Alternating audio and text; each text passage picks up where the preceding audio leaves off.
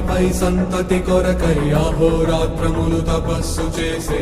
నరకేసరి కేసరి కుల సతి కడుపు పట్టగా జనించినాడొక అసమాన బలోద్ధతుడు సంయుతుడు అంజనాసుతుడు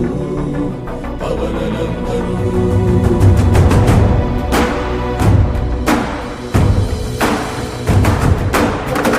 కిరణముల ఉదయాత్తుని గని అది పండిన తీయని పంటను సూర్యమండలము పట్టితి కాలని వీళ్ళుడే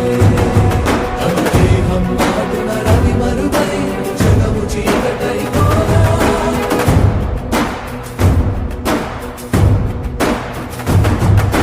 అది అమరేంద్రుడు గమనించి తన ఐరావతమధిరోహించి